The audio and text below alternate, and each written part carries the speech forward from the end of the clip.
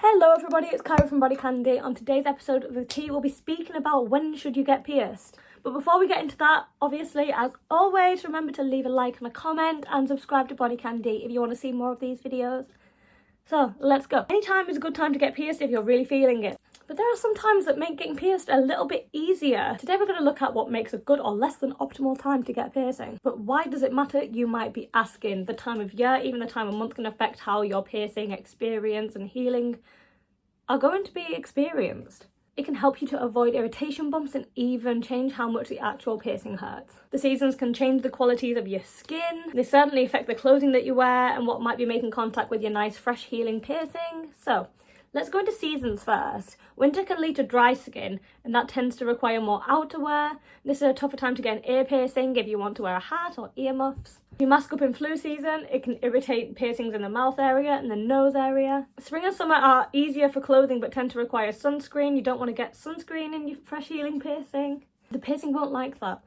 Autumn seems to be an ideal for an ear piercing, except the odds of it being fully healed before winter, unlikely. Remember, spring and summer are still often cool in the evenings. If you get pierced, you just need to remember when putting on a sweater at night, and also take into account things like hay fever, if you get really bad allergies.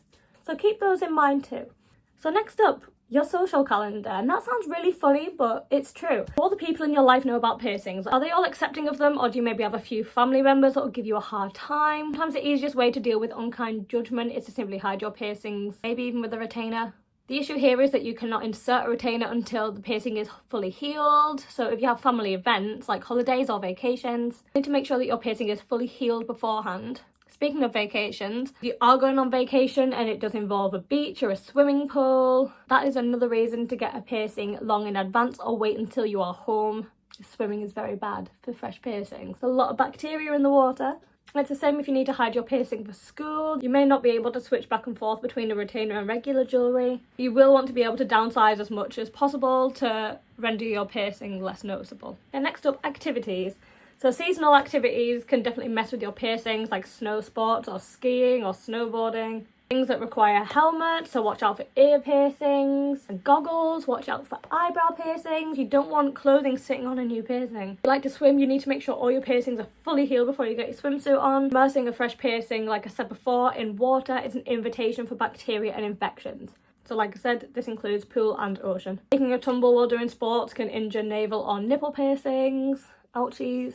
So if you're an athlete, you may want to leave getting pierced to the off season. And while we did mention not getting sunscreen in a piercing earlier, don't forget to use sunscreen regardless. Getting sunburned on a fresh piercing is a recipe for disaster. And we all know that sunscreen is important for helping avoid skin cancer and also signs of aging. Next up, really interesting, menstruation. So if you get a period, it can actually affect your piercings. You may find that getting pierced while menstruating can be more painful, as the hormone changes can make your body more sensitive. I also find a happy healing piercing could be a little bit more irritated during menstruation. So if this applies to you, you might want to hold off getting pierced until your period has ended, and be aware that your cycle can temporarily affect your healing. So in summary, timing is key with piercings. It can be very important when you get pierced, depending on how you like to spend your different seasons. If you're a beach bunny who wants a belly piercing, maybe hold it off until autumn. If you're into winter sports and you want ear piercing, consider doing it in spring. A bit of patience and good timing can keep a happy healing piercing from turning into a piercing problem. So thank you so much for watching. I really hope this video helped. Once again, leave a like and a comment if you enjoyed this video, and if you really enjoyed this content, then please hit the subscribe button and the little notification bell, and we will see you on the next video. Goodbye.